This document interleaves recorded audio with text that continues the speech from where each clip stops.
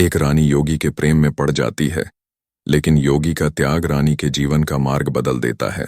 प्राचीन भारत के एक छोटे से राज्य में एक रानी राज करती थी, जो अपनी सौंदर्य, शक्ति और बुद्धिमत्ता के लिए प्रसिद्ध थी। उसका नाम रानी कणिका था। रानी कणिका का दिल बहुत अच्छा था, लेकिन वह बाहरी दुनिया की भोग विलासिता में बहुत खो चुकी थी।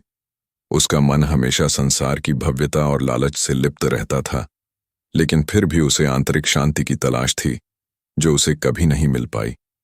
उसकी आंखों के सामने संसार की समृद्धि थी, लेकिन उसके भीतर एक खालीपन और संतोष की कमी थी।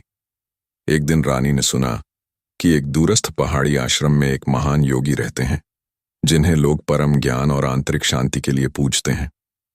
रानी कणिका को उस योगी के बारे में सुनकर विश्वास हुआ कि शायद वह उसे आंतरिक शांति की ओर मार्गदर्शन कर सकते हैं। योगी का नाम आचार्य ऋषिकेश था।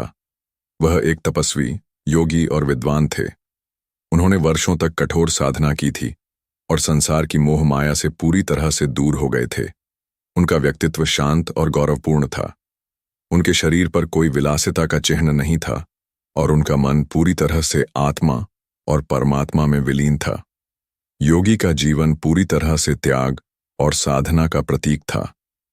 वह जानते थे कि जीवन की वास्तविकता और आंतरिक शांति को पाने के लिए सांसारिक इच्छाओं और भौतिक सुखों को छोड़ना जरूरी है। रानी कणिका ने एक दिन योगी से मिलने का निर्णय लिया। वह अपने महल से निकलकर दूर पहाड़ी आश्रम में पहुंची। योगी ऋषिकेश ने रानी को देखा और उसकी आंखों में संसार के दुख और आंतरिक पीड़ा को पहचाना। रानी ने योगी से कहा, आपकी साधना और ज्ञान की बातें बहुत दूर तक फैल चुकी हैं।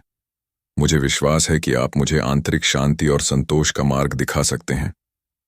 योगी ने शांत स्वर में उत्तर दिया, रानी कणिका, तुम्हारी इच्छा सही है, लेकिन आंतरिक शांति सिर्फ त्याग से प्राप्त होती है। जब तक तुम अपने भोग विलास और सांसारिक इच्छाओं को छोड़ नहीं देती, तब तक शांति की प्राप्ति संभव नहीं है। रानी ने चुपचाप योगी की बातें सुनी, लेकिन उसका मन संसार के मोह से पूरी तरह मुक्त नहीं था। वह सोच रही थी, क्या यह त्याग और साधना ही मेरा जीवन है? क्या मुझे अपनी इच्छाओं और सुखों से हाथ धोना होगा? योगी ने रानी को ध्यान की एक गहरी साधना में लीन किया। उन्होंने रानी को सिखाया कि ध्यान के माध्यम से अपने मन को नियंत्रित करना और सांसारिक सुखों से मुक्त होना संभव है। रानी ने कई दिनों तक साधना की, लेकिन भीतर का संघर्ष जारी रहा। एक ओर उसका मन सांसारिक सुखों की ओर खींचता था और दूसरी ओर योगी की साधना और आत्मज्ञान के प्रति एक आकर्षण था। वह भटक रही थी और उसे समझ में नहीं आ रहा था कि कौन सा मार्ग सही है। योगी ने रानी को एक दिन ध्यान में गहरी अनुभूति दी। उन्होंने कहा, रानी कणिका, यह सत्य है कि संसार में अस्थिरता है, लेकिन जो परमात्मा का साथ पाता है वह शांति और मुक्ति की ओर बढ़ता है। यह कोई बाहरी सुख नहीं, बल्कि आंतरिक शांति है जो तुम्हारी आत्मा को पूर्ण करेगी। रानी के मन में द्वंद्व चल रहा था। एक ओर योगी का मार्ग था, जो पूरी तरह से त्याग और साधना का था, और दूसरी ओर उसका राजसी जीवन था, जिसमें ऐश्वर्य, सत्ता और भोग विलासिता शामिल थे। रानी के दिल में यह सवाल था, क्या मुझे अपनी इच्छाओं को त्याग देना चाहिए? क्या इस संसार की भव्यता को छोड़ देना चाहिए? रानी ने कई दिनों तक इस पर विचार किया, लेकिन वह योगी के साथ और समय बिताने के लिए बनी रही। धीरे धीरे उसने यह महसूस किया कि उसकी इच्छाएं और भोग संसार की अस्थिरता पर आधारित हैं और यह कभी भी उसे शांति नहीं दे सकता। एक दिन योगी ने रानी से कहा, रानी कणिका, तुम अब सही मार्ग पर हो। तुम्हें सांसारिक इच्छाओं को छोड़कर आत्मा की शांति की ओर बढ़ना होगा। तुम्हारे लिए अब समय है कि तुम अपने भोग विलास और ऐश्वर्य को छोड़ दो। यही तुम्हारा मुक्ति का रास्ता है। रानी ने गहरी सांस ली और अपनी सारी इच्छाओं और सांसारिक सुखों को त्यागने का निर्णय लिया।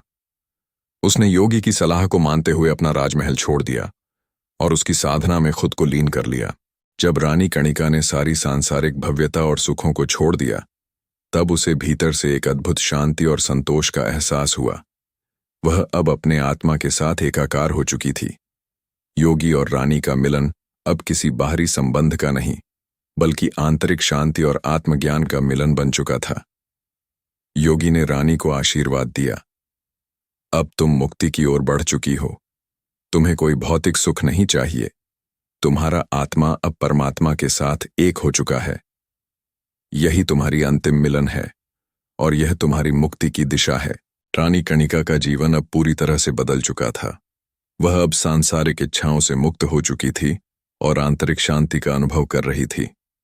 योगी ने उसे उसकी आत्मा की सच्ची यात्रा पर मार्गदर्शन दिया और रानी अब जान चुकी थी कि आत्मा की शांति ही वास्तविक सुख है। योगी और रानी का अंतिम मिलन उन्हें बर्बादी की ओर नहीं, बल्कि मुक्ति की ओर ले गया। वे अब एक दूसरे में समाहित हो चुके थे और इस मिलन से रानी को असली शांति मिल चुकी थी।